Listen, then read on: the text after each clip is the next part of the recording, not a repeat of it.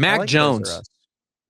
I don't want to grow up because if I did, wouldn't be a Toys R Us kid. Don't they I saw have Toys Toys R R Us Us recently. still? They still Yeah, exist. that's what I was gonna say. Yeah. I thought they went out of business, but they didn't.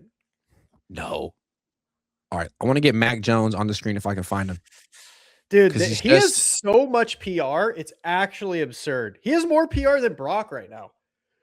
yeah, that's what I want to talk. I guess I don't have to get the videos on the screen, but back-to-back days, NFL.com is at Tight End U covering it. And they had like a dedicated post for Mac Jones 2 days in a row, which is hilarious to me because Brock Purdy's there.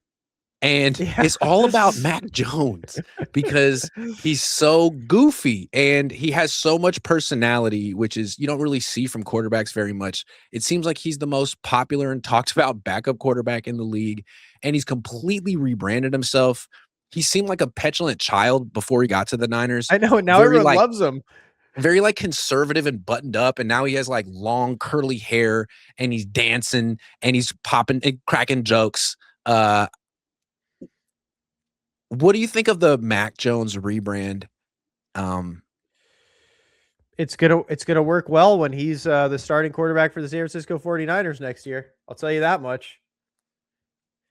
I think it's fun. I feel like part of the reason it works so well is because the inherent juxtaposition between him and Brock. Yeah. Brock got the job because he was so serious, and they needed someone young to take over the job quickly because Jimmy was not serious and Trey was a project.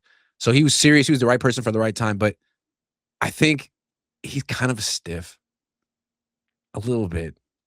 You know what I mean? And I think the Literally team really feeds everyone. off of Mac Yeah. Jones's. Bro, everyone has talked about how much better Mac is as like a fun person. Like, They want to have fun, yeah. and Brock is so. And he started dancing last year. Why? Because Mac. Because of Mac. Yeah, not when he's getting his ass beat though. Doing the Dougie, and now you Dude. got Mac Jones doing the like. Dude, but that's what I'm saying. Like, I feel like they were talking about it. What was it? I think it was his like 2024 offseason, 2023 offseason, where George was like, they were like asking about Brock. He's like, yeah, I mean, he does yell a lot at the guys, and I've had to tell him like to relax a little bit, yada, yada, yada. It's like, that's not good. Like, Especially when you're the one throwing hella picks. yeah. And like, and you're the one making hella money. And now Mac Jones came in and was winning games. Like, bro, the last time the Niners, Cabo Click loved a QB that was winning them games was Jimmy Garoppolo. And he ended up the starter. The Niners are very good at finding reasons to not want to hold on to players. Brock Purdy. Also, how much does George Kittle like players who make more money than him? Oh, yeah, true. You know what I'm saying? It's easy to like Brock Purdy when he's getting paid $900,000 a year. Yeah, that's what I'm saying. Little Brock, he's underrated. He deserves props. Now he's the sixth highest paid player in the league, and it's like, and he doesn't show up, and he doesn't make jokes, and he's kind of just all business. It's like, you know what? I like this Mac Jones guy. He's a lot of fun. He doesn't make me feel insecure about making $19 million a year. I will say this. Do you think it's getting to Brock too? Because he showed up at Tight End University. No one noticed. NFL.com didn't. Oh, they said that he was throwing dimes. And it was like a 5-yard pass of the flat. Yeah, I saw that. People were like, Brock Purdy's throwing darts out here. I'm like, I mean, he's in shirt and shorts, so I'd hope so. I would hope so. I think a high school quarterback in shirt and shorts could throw darts on 5-yard outs. I think it's funny how like you would think a lot of quarterbacks think you can't be goofy, but I think this whole thing is great for Mac Jones because what it shows is that he's like a good teammate. Like if you go on the internet, you notice anytime the Niners post a player posts something on Instagram, he's the first one to comment on it. Whether it's Ricky Pearsall or George Kittle, like he is the quarterback of the team on social media. Whereas Brock Purdy doesn't do any of that stuff. He's gone, which is fine. Yeah, but I mean, it's not that. Yeah, it's not that crazy. It's just my thing is more what they say about Mac and versus what they say about Purdy. Like whenever they say like Mac's the glue guy, that in my opinion is such a red flag. That how can a backup quarterback be a glue guy? That doesn't make any sense. Here are my prize picks for the 49ers 2026 season. Brock Purdy, 25 and a half passing touchdowns, more or less. I'm going to say less. Christian McCaffrey, 974 and a half rushing yards, more or less. I'm going to say less. Mike Evans, 924 and a half receiving yards, more or less. That's a tough one. I'm going with less. Go to Prize Picks, use promo code HMA, play $5 and get 50 instantly in lineups. Again, that's code HMA. Prize Picks. It's good to be right. That your best offensive player in George Kittle is saying, yeah, Mac Jones holds the team together and brings us together and is our glue guy. That, in my opinion, is such a big red flag. Like people were talking, oh yeah, George Kittle's throwing shots at Brandon. That's a shot at Brock Purdy. How is that not a shot at Brock Purdy? 1000%. Yeah, Mac Jones brings us together. Did you and again, like his name? Privately, internally, when the Niners lose, what was it, 41-6 in the divisional round? Do you think George Kittle and the other leaders on the team are thinking, man, Kyle's got to get his shit together? Or do you think they're thinking, secretly, privately, our $53 million a year quarterback didn't play that well in this game. Yeah. And he needs to play better. Because if not, we got another guy who could do his job for way cheaper. We could have a way better team. Bro, the yelling shit's cute until you start getting your ass beat. Yep. And you're the reason we're getting our ass beat. Yep. Like, it's all fun and games until you yell at me after throwing 0 touchdowns in 2 games. 2 picks. And multiple picks and a fumble.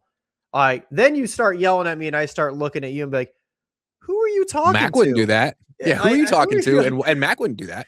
Mac's grateful to be here. You used to be grateful to be here. Now you think it all went to your head. Yeah. Who are you talking to? Maybe look in the mirror and talk and yell. I don't know why you're talking I didn't turn the ball over today. Who turned the ball over today? Was it me or was it you? Oh, it was you. Twice. Yeah. And then he'll be, well, I won the game and I won week 1. Did you? I believe it was Nick Bosa's strip sack that won and that Jake one. Tonjes's interception on the pass that was intended for Reek Woolen in the back right corner of the end zone. So I'd be like, I don't know, bro. Maybe that's why they told him to loosen up and have some fun, because the yelling shit stopped getting cute. Like I'm telling you, man, like you could only yell. Like Tom Brady can yell at me. He's got a handful of rings he can backhand me with if I'm out of line. Yeah, and he's 45. You had the greatest roster the Niners have had in probably 20, 30 years, and you couldn't win a ring. Don't yell at me. Don't raise your voice at me. And you're 6 feet tall. Don't raise your voice at me. Yep, you're not going to the Hall of Fame. Yeah. You weren't in the Pro Bowl last year. You really should show. Yeah. You should just dance and crack jokes and be the glue guy. I mean, and that's my thing is like, and I will say this, Purdy played a lot better, a lot looser when he was kind of taking that a little bit of the Mac Jones mentality and having fun. Like I kept making the memes, like when they were playing the Seahawks, especially the second time, I was like, you got to see Brock. Like you got to see Brock Dougie. He's got to do it after a first down or so. And it's not even just dancing. It's just, you got to be able to get loose. And like when shit's going bad, not make it worse. You got to be like Tom Brady when they were down 28-3. He was like, game's not over. Like, let's go. We can still do this. All we got to do is just put together a drive. Let's just put together a drive. I could do that. Exactly. And that's what I'm saying is like, you need him to be able to actually do it. Like, because Tom Brady doesn't really get blown out 41-6. Elite quarterbacks don't normally get blown out like that because they can at least rally something together. Yep. Even if it's not a comeback, maybe 41-24. Still a beating, but at least you showed some fight. The Niners literally like, all right, let's just put in the backups. This is over. I think the Niners did Purdy a solid by not blaming him for last year. They essentially blamed Juwan Jennings instead. Got rid of him. Sort of blamed Brandon Ayuk too. Brought in Mike Evans and Dejon Stribling, and now I feel like Brock's out of excuses. If they have a repeat of last year, if they're worse than last year, it's not going to be Mike Evans' fault. It's not going to be George Kittle's fault. It's not going to be Kyle Shanahan's fault. It's going to be Brock's fault. And I mean, internally, they're going to look at him. Yeah. Because they love his backup, dude. Everyone does. I mean, and I will say you're spot on because, like, what have they been saying all offseason? We finally got Brock, a wide receiver core. we got and Brock. and Evans is a Hall of Famer, Yep. and Kittle's a Hall of Famer, and McCaffrey's a Hall of Famer, and Trent's a Hall of Famer. So many Hall of Famers. Brock's not.